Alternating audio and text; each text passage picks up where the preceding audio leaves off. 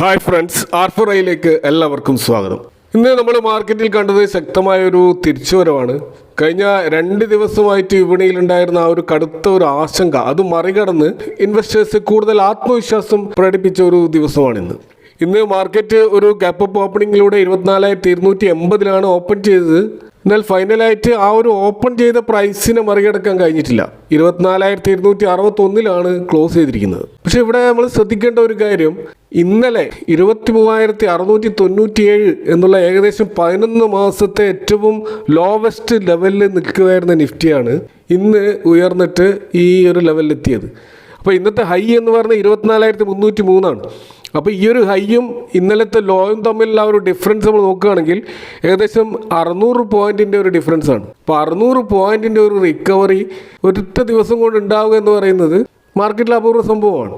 അപ്പോൾ അതിൽ നമുക്ക് മനസ്സിലാക്കാൻ കഴിയുന്നത് മാർക്കറ്റ് എത്ര തന്നെ ഇടിഞ്ഞാലും ഒരു തിരിച്ചു വന്നിട്ട് നമ്മൾ പഴയ നിലയിലേക്കൊക്കെ എത്താൻ വലിയ സമയമൊന്നും ആവശ്യമില്ല എന്നാണ് ഇതിൽ നിന്ന് നമുക്ക് മനസ്സിലാക്കേണ്ടത്. അപ്പം നിലവിൽ നമ്മൾ എത്രത്തോളം വാർത്തകളും മറ്റു കാര്യങ്ങളും ഒക്കെ നോക്കുന്നുണ്ടെങ്കിലും ഇപ്പോൾ മാർക്കറ്റിനെ നിയന്ത്രിക്കുന്നത്, പ്രത്യേകിച്ച് ഈ ഒരു യുദ്ധത്തിൻ്റെ ഈ ഒരു പശ്ചാത്തലത്തിൽ ആ മാർക്കറ്റിൻ്റെ ചാഞ്ചാട്ടങ്ങളെ പൂർണ്ണമായിട്ട് നിയന്ത്രിക്കുന്നത് ഇൻ്റർനാഷണൽ ക്രൂഡ് ഓയിൽ പ്രൈസ് ആണെന്ന് വളരെ വ്യക്തമായിട്ട് നമുക്ക് മനസ്സിലാക്കാം. അതുകൊണ്ട് തന്നെ നമ്മൾ തീർച്ചയായിട്ടും ട്രാക്ക് ചെയ്യേണ്ടത് ക്രൂഡ് ഓയിൽ പ്രൈസാണ്. നമുക്കറിയാം, കഴിഞ്ഞ ദിവസം അത് ബാരലിന് ഏകദേശം $120 വരെ എത്തിയിരുന്ന ആ ബ്രന്റ് ക്രൂഡിൻ്റെ വില ഇന്ന് $89 എന്ന ലെവലിലേക്ക് വരെ താഴ്ന്നു. അപ്പോൾ ആ ക്രൂഡ് ഓയിൽ ഉണ്ടാകുന്ന വളറ്റിലിറ്റിയും നമ്മുടെ സ്റ്റോക്ക് മാർക്കറ്റിൽ ഉണ്ടാകുന്ന വളറ്റിലിറ്റിയും വളരെ ക്ലോസ് ആയിട്ടുള്ള ആ ഒരു ഇൻവേഴ്സ് കോറിലേഷൻ നമുക്ക് വ്യക്തമായിട്ട് മനസ്സിലാക്കാൻ പറ്റും. അപ്പോൾ ക്രൂഡ് ഓയിൽ ഇന്ന് ഡൗൺ ആവാനുള്ള ഒരു കാരണം അമേരിക്കൻ പ്രസിഡൻ്റായിട്ടുള്ള ഡൊണാൾഡ് ട്രംപ് ഇറാനുമായി ബന്ധപ്പെട്ട യുദ്ധം ഉടൻ അവസാനിക്കുമെന്നുള്ള ഒരു സൂചന നൽകിയതോടെ മൊത്തത്തിൽ വേൾഡ് വൈഡ് എണ്ണയുടെ ആ ഒരു സപ്ലൈ ചെയിൻ ഡിസ്റപ്ഷൻ പൂർണ്ണമായിട്ട് ഇല്ലാതാകുമെന്നുള്ള ഒരു വിശ്വാസമാണ് ക്രൂഡ് ഓയിൽ പ്രൈസ് താഴോട്ട് വരാനുള്ള ഒരു കാരണമായിട്ട് ഇപ്പോൾ കാണുന്നത്. അപ്പോൾ ഇവിടെ ട്രംപ് ഉപയോഗിച്ചിട്ടുള്ള ഒരു വാക്ക് the war is very complete pretty much എന്നൊക്കെയാണ്. അതേപോലെ അതിനോട് അനുബന്ധിച്ച് ട്രംപ് പറഞ്ഞിട്ടുള്ള, അതായത് ഹോർമസ് കടലിടുക്കിലുള്ള ആ ഒരു കപ്പൽ ഗതാഗതം അത് പൂർണ്ണമായിട്ട് പുനഃസ്ഥാപിക്കപ്പെടുമെന്നും US അതിൻ്റെ പൂർണ്ണ നിയന്ത്രണം ഏറ്റെടുക്കുമെന്നൊക്കെയുള്ള പ്രസ്താവനകളാണ്. ഇതുകൂടാതെ ലോകത്തെ പ്രധാന സാമ്പത്തിക ശക്തികളുടെ കൂട്ടായ്മയായിട്ടുള്ള G7 രാജ്യങ്ങൾ അവരുടെ പക്കലുള്ള സ്ട്രാറ്റജിക് റിസർവ്, അതായത് ഈ ഒരു എണ്ണയുടെ ഒരു എമർജൻസി ശേഖരമുണ്ട്, അത് വിപണിയിൽ ഇറക്കാൻ തയ്യാറാണെന്ന് അവർ അറിയിച്ചിട്ടുണ്ട്. അപ്പോൾ അതുകൊണ്ട് തന്നെ വിപണിയിലുള്ള എണ്ണയുടെ ആ ഒരു ലഭ്യത ഉറപ്പാക്കാൻ സഹായിക്കും എന്നുള്ള പ്രതീക്ഷയും മാർക്കറ്റിൽ ക്രൂഡ് ഓയിൽ വില കുറയാൻ കാരണമായിട്ടുണ്ട്. ഇതുകൂടാതെ ഇന്ത്യ ഉൾപ്പെടുന്ന രാജ്യങ്ങൾക്ക് ഇപ്പോൾ കടലിൽ കുടുങ്ങിക്കിടക്കുന്ന റഷ്യൻ എണ്ണ വാങ്ങാൻ അമേരിക്ക ചില പ്രത്യേകമായിട്ടുള്ള ആ ഒരു സാങ്ഷൻ റിലീഫൊക്കെ നൽകിയതും എണ്ണയുടെ ആ ഒരു ക്ഷാമം പരിഹരിക്കാൻ സഹായിക്കുമെന്നാണ് പ്രതീക്ഷിക്കുന്നത്. അപ്പോൾ ഇത്തരത്തിലുള്ള ക്രൂഡ് ഓയിലുമായി ബന്ധപ്പെട്ട പോസിറ്റീവ് ന്യൂസുകളാണ് മാർക്കറ്റിനെ ഇപ്പോൾ മുന്നോട്ട് കൊണ്ടുപോകുന്നത്. അപ്പോൾ ഇന്നലെ തന്നെ മാർക്കറ്റിൽ അതിൻ്റെ പ്രതിഫലനം ഉണ്ടായി. വേൾഡ് വൈഡ് ഗ്ലോബൽ ഇൻഡെക്സുകൾ നമ്മൾ നോക്കുകയാണെങ്കിൽ S&P 500 0.8% ഇന്നലെ അപ്പായിരുന്നു. നാസ്ഡാക്ക് 1.3% അപ്പായിരുന്നു. ഡൗ ജോൺസ് 0.5% അപ്പായിരുന്നു.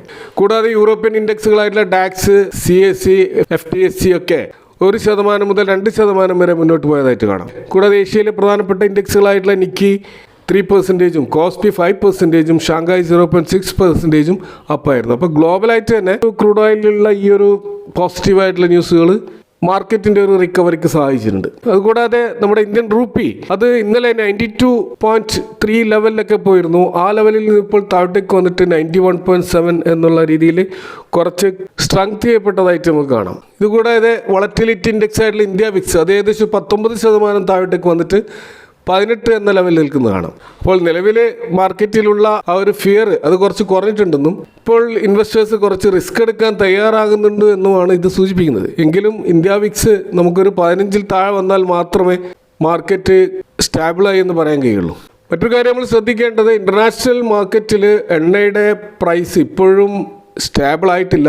കാരണം യുദ്ധരംഗത്തുള്ള ചെറിയ മാറ്റങ്ങൾ പോലും വില കൂടാനോ കുറയാനോ ചിലപ്പോൾ കാരണമായേക്കും. ഇപ്പോൾ ട്രംപിൻ്റെ ഒരു പ്രസ്താവന നമുക്കറിയാം, അത് പലപ്പോഴും ടേൺ അടിക്കുന്നതാണ്. അദ്ദേഹം പരസ്പര വിരുദ്ധമായിട്ടുള്ള കാര്യങ്ങളും പറയാറുണ്ട്. അപ്പോൾ യുദ്ധം കംപ്ലീറ്റ് ആയി എന്ന് ട്രംപ് പറയുന്നത് ഇറാൻ്റെ ഈ നേവി, എയർഫോഴ്സ്, അതിൻ്റെ കമ്മ്യൂണിക്കേഷൻസ് എല്ലാം നശിച്ചു കഴിഞ്ഞു എന്നതിൻ്റെ ഒരു അടിസ്ഥാനത്തിലാണ് ഇങ്ങനെ ഒരു പ്രസ്താവന അദ്ദേഹം പറയുന്നത്. എന്നാൽ ഇറാൻ ഇത് സമ്മതിച്ചിട്ടില്ല.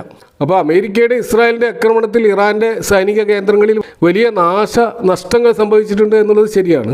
അതേപോലെ ഹോർമസ് കടലിടുക്കിൽ ഇപ്പോൾ തടസ്സങ്ങളില്ലാതെ അത് തുറന്നു കിടക്കുന്നു എന്നാണ് ട്രംപ് അവകാശപ്പെടുന്നത്. എന്നാൽ അവിടെ അമേരിക്കൻ നാവികസേന ഇതിന് സപ്പോർട്ട് നൽകുമെന്നാണ് പറയുന്നത്. എന്നാൽ ഇൻഷുറൻസ് കമ്പനികൾ ഇപ്പോഴും അതിലൂടെ പാസ് ചെയ്യുന്ന ഷിപ്പുകൾക്ക് ഇൻഷുറൻസ് പരിരക്ഷ നൽകില്ല എന്ന നിലപാടിൽ തന്നെയാണ്. കാരണം ഇറാൻ്റെ ഒരു പ്രധാനപ്പെട്ട ഒരു തുരുപ്പ് ചീട്ട് എന്ന് പറയുന്നത് ഈ ഒരു ഹോർമസ് കടലിടുക്കാണ്.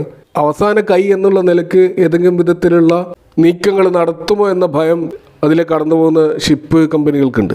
അപ്പോൾ അതുകൊണ്ട് തന്നെ ട്രംപിൻ്റെ പ്രസ്താവനയുടെ അടിസ്ഥാനത്തിൽ നമുക്കിത് ഈ പ്രശ്നം പൂർണ്ണമായി പരിഹരിക്കപ്പെട്ടു എന്ന് പറയാൻ കഴിയില്ല. അപ്പോൾ ട്രംപ് എന്നിട്ടും ഇത്തരം പ്രസ്താവനകൾ നടത്തുന്നതിൻ്റെ ഒരു പ്രധാന കാരണമായിട്ട് നമ്മൾ കാണുന്നത് ക്രൂഡ് ഓയിൽ പ്രൈസ് ഉയരുന്നത് അമേരിക്കയിലും അത് ഇൻഫ്ലേഷൻ ഉയർത്താൻ കാരണമാകും. അപ്പോൾ അത് ട്രംപിൻ്റെ ആ ഒരു പോപ്പുലാരിറ്റിയെ ബാധിക്കും. അപ്പോൾ അതുകൊണ്ട് തന്നെ യുദ്ധം തീരാറായി എന്ന് പറയുമ്പോൾ സ്വാഭാവികമായിട്ടും വിപണിയിൽ ഒരു ആത്മവിശ്വാസം ഉണ്ടാവുകയും വില കുറയുകയും ചെയ്യും എന്ന ഒരു ടാക്ടിക്സ് ആണ് അത് ഉപയോഗിക്കുന്നതെന്നാണ് മനസ്സിലാകുന്നത്.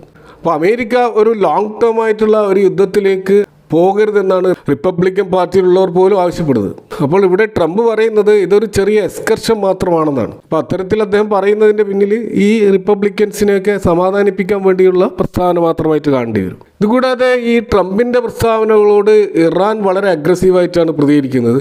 യുദ്ധം ഉടൻ അവസാനിക്കുമെന്ന ട്രംപിൻ്റെ പ്രസ്താവനയെ അവർ പൂർണ്ണമായിട്ടും തള്ളിക്കളയുകയാണ്. അപ്പോൾ യുദ്ധം എപ്പോൾ നിർത്തണമെന്ന് ഇറാനാണ് തീരുമാനിക്കുക എന്ന രീതിയിലും അവർ പ്രകോപനം സൃഷ്ടിച്ചുകൊണ്ടിരിക്കുന്നുണ്ട്. അതുപോലെ ഏതെങ്കിലും വിധത്തിലൊരു ചർച്ചയ്ക്ക് ഇറാൻ തയ്യാറാണെങ്കിൽ ആക്രമണം ആദ്യം അവസാനിപ്പിച്ചാൽ മാത്രമേ അതിനവർ മുതിരുകയുള്ളൂ എന്നാണ് ഇറാൻ പറയുന്നത്.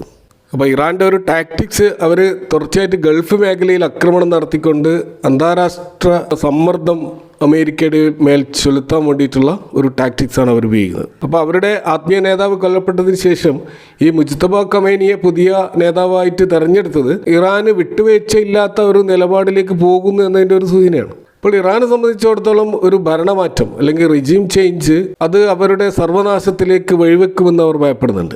അപ്പോൾ ചുരുക്കത്തിൽ ട്രംപ് വിജയപ്രഖ്യാപനം നടത്താൻ ശ്രമിക്കുമ്പോൾ ഇറാന് ഒരു ദീർഘകാല യുദ്ധത്തിനുള്ള തയ്യാറെടുപ്പിലാണെന്നാണ് അവരുടെ വാക്കുകൾ സൂചിപ്പിക്കുന്നത്.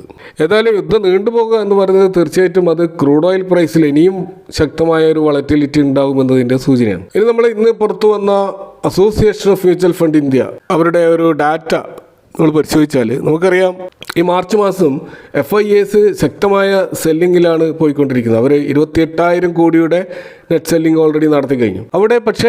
അവിടെ DIAസിൻ്റെ ബൈങ് വളരെ മാസീവായിട്ടുള്ള ഒരു ബൈങ്ങാണ്. 41,800 കോടിയുടെ ഒരു ബൈങ് ഈ മാർച്ച് മാസം മാത്രം അവർ നടത്തിയതായിട്ട് കാണും. അപ്പോൾ ഇത്തരത്തിൽ അവരെ ബൈ ചെയ്യാൻ ശക്തി നൽകുന്നത് അത് ഈ മ്യൂച്വൽ ഫണ്ട് ഡാറ്റകളാണെന്ന് നമുക്ക് ഇന്നത്തെ മ്യൂച്വൽ ഫണ്ട് ഡാറ്റകളിൽ നിന്ന് മനസ്സിലാവും. കാരണം ജനുവരി മാസത്തെ അപേക്ഷിച്ച് ഈക്വിറ്റി ഫണ്ടുകളിലേക്കുള്ള നിക്ഷേപങ്ങൾ ഏകദേശം 8% വർധനമാണ് ഉണ്ടായിട്ടുള്ളത്.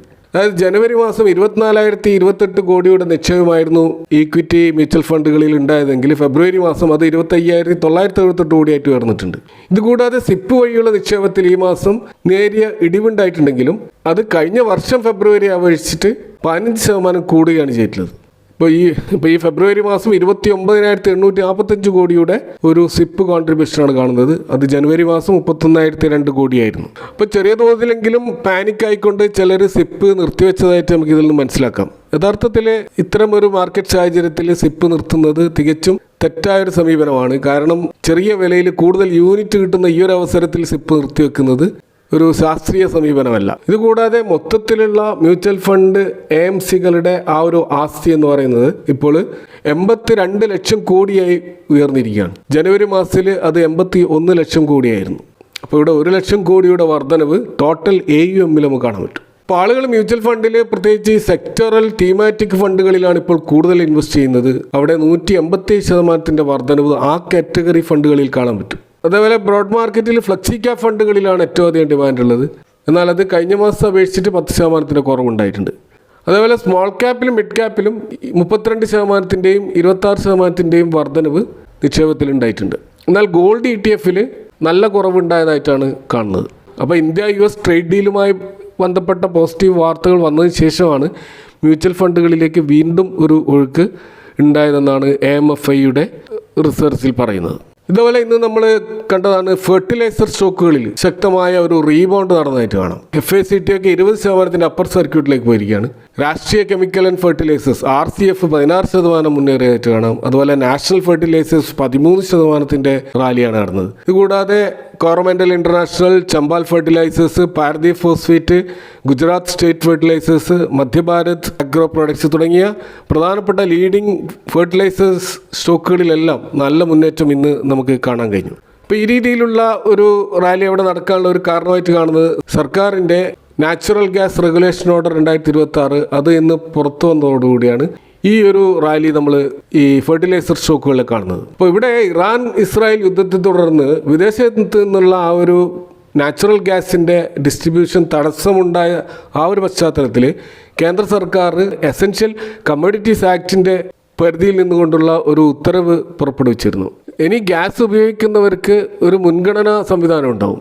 അപ്പോൾ കഴിഞ്ഞ 6 മാസത്തെ ഉപഭോഗം എങ്ങനെയാണ്, അതിൻ്റെ അടിസ്ഥാനത്തിൽ 100% അവരുടെ ആ ഉപഭോഗം തുടർന്നു കൊണ്ടുപോകാവുന്ന മേഖലയിലുള്ളത് ഒന്ന് ഡൊമസ്റ്റിക് ഗ്യാസാണ്, നമ്മൾ വീടുകളിലൊക്കെ ഉപയോഗിക്കുന്ന ഗ്യാസ്. അതുപോലെ CNG, ഈ ട്രാൻസ്പോർട്ടേഷൻ ഉപയോഗിക്കുന്ന CNG ഗ്യാസുകൾ, പൈപ്പ് ലൈൻ വഴിയുള്ള ഗ്യാസ്, ഇത്തരം മേഖലയിൽ ആ 100% തന്നെ അവർക്ക് സപ്ലൈ ഉണ്ടാകും. എന്നാൽ 70% മാത്രം സപ്ലൈ ഉള്ള മേഖലയിൽ ഒന്ന് ഫെർട്ടിലൈസർ പ്ലാന്റുകളാണ്. ഫെർട്ടിലൈസർ പ്ലാന്റുകളുടെ കഴിഞ്ഞ 6 മാസം ഉപഭോഗം എത്രയാണോ അതിൻ്റെ 70% ഗ്യാസ് സപ്ലൈ ഉറപ്പുവരുത്താൻ ഗവൺമെൻറ് പ്രതിജ്ഞാബദ്ധമാണെന്നാണ് ഇവിടെ പറയുന്നത്. അതുപോലെ പെട്രോ കെമിക്കൽ പ്ലാന്റുകൾ, വൈദ്യുത നിലയങ്ങൾ, ഓയിൽ റിഫൈനറികൾ, ഇവിടെയൊക്കെ ഗ്യാസിൽ ശക്തമായ നിയന്ത്രണം ഉണ്ടാവും. അപ്പോൾ ഈ ഫെർട്ടിലൈസർ പ്ലാന്റുകൾ നിലവിലുള്ള ഈ മിഡിൽ ഈസ്റ്റ് ക്രൈസിസ് കാരണം ഗ്യാസ് സപ്ലൈ ഉണ്ടാകുമെന്ന ഭയം നിലനിന്നിരുന്നു.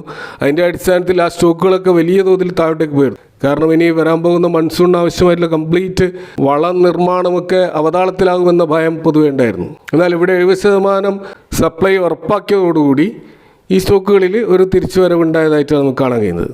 ഇപ്പോൾ യുദ്ധ സാഹചര്യം കൂടുതൽ ശാന്തമാവുകയും പെട്രോളിയം ഉൽപ്പന്നങ്ങളുടെ ആ ഒരു വില നിയന്ത്രണ വിധേയമാവുകയും ചെയ്യുമ്പോൾ മാത്രമേ നന്നായിട്ടുള്ള ഒരു മുന്നേറ്റം നമുക്ക് പ്രതീക്ഷിക്കാൻ കഴിയുള്ളൂ. ഇനി മറ്റൊരു വിഷയത്തിലേക്ക് വന്നാൽ, ഇപ്പോൾ നമുക്ക് ക്രൂഡ് ഓയിൽ താഴുമ്പോൾ സ്റ്റോക്ക് മാർക്കറ്റ് ഉയരുന്നു. അപ്പോൾ ഈ ഒരു പ്രതിഭാസം നമ്മൾ കഴിഞ്ഞ ദിവസങ്ങളിലായിട്ട് കണ്ടുകൊണ്ടിരിക്കുകയാണ്. അപ്പോൾ ഈ ഒരു ഇൻവേഴ്സ് കോറിലേഷൻ ഇപ്പോൾ കാണുന്ന മറ്റൊരു മേഖലയാണ് ഈ ഡോളറും ഗോൾഡ് സിൽവറും തമ്മിലുള്ള ഒരു ബന്ധം. അപ്പോൾ ഇന്ന് യുദ്ധം തീരാൻ പോകുന്നു എന്ന ട്രംപിൻ്റെ പ്രസ്താവന വന്നതോടുകൂടി ഡോളർ ഇൻഡെക്സ് ആ 99 മുകളിലുള്ള ലെവലിൽ നിന്നും 98 എന്ന ലെവലിലേക്ക് താഴത്തേക്ക് വന്നതായിട്ട് കാണാം. അപ്പോൾ ഡോളർ വീക്കായപ്പോൾ ഗോൾഡും സിൽവറും അന്താരാഷ്ട്ര മാർക്കറ്റിൽ ഉയർന്നതായിട്ട് കാണാം. ഇപ്പോൾ ഈ ഇന്ത്യൻ മാർക്കറ്റ് ക്ലോസ് ചെയ്യുന്ന സമയത്ത് നമ്മൾ പരിശോധിക്കുമ്പോൾ ഗോൾഡിൻ്റെ റേറ്റ് 0.5% ഉയർന്നിരുന്നു, സിൽവറിൻ്റെ പ്രൈസ് 1.33% ഉയർന്നിരുന്നു. അപ്പോൾ ഗോൾഡ് കഴിഞ്ഞ ദിവസങ്ങളിൽ താഴോട്ട് വന്നെങ്കിലും നമുക്ക് അവിടെ കൃത്യമായിട്ട് കാണാൻ കഴിയും ഈ 5080 എന്നുള്ള അതിൻ്റെ ആ ഒരു സപ്പോർട്ട് ലെവലിന് താഴെ അത് പോകുന്നില്ല. കാരണം 5000 ഒരു പ്രധാനപ്പെട്ട ഒരു സൈക്കോളജിക്കൽ ലെവലായിട്ട് നമുക്ക് മനസ്സിലാക്കാം. ഇപ്പോൾ ഡോളർ വീക്കാവുകയാണെങ്കിൽ, അതുപോലെ യുദ്ധം രൂക്ഷമാവുകയും ചെയ്താൽ ഒരുപക്ഷെ ഗോൾഡിലൊരു തിരിച്ചറിവ് വരികയാണെങ്കിൽ അത് 5250 ലെവൽ വരെ പോകാനുള്ള ഒരു സാധ്യതയുണ്ട്.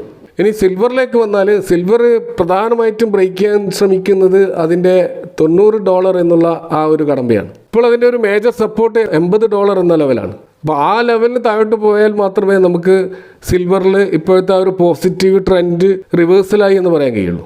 അപ്പോൾ സിൽവറിൻ്റെ ആ ഒരു റെസിസ്റ്റൻസ് ലെവല് ഡോളർ നമുക്ക് 95-97 ലെവലാണ്. അപ്പോൾ $100 അതിൻ്റെ ഒരു പ്രധാനപ്പെട്ട സൈക്കോളജിക്കൽ ലെവൽ. ആ ലെവൽ ബ്രേക്ക് ചെയ്താൽ പിന്നീട് ഒരു നല്ല മുന്നേറ്റമായിരിക്കും ഒരുപക്ഷെ സിൽവറിനുണ്ടാവുക. അപ്പോൾ ഇതൊക്കെയാണ് ഇന്നത്തെ മാർക്കറ്റുമായി ബന്ധപ്പെട്ട് നിങ്ങളുമായി ഷെയർ ചെയ്യാനുള്ളത്. ഈ വിഷയങ്ങളുമായി ബന്ധപ്പെട്ട നിങ്ങളുടെ അഭിപ്രായങ്ങളും കമൻറ്റുകളായിരിക്കും. Thank for watching. See you next time with another video.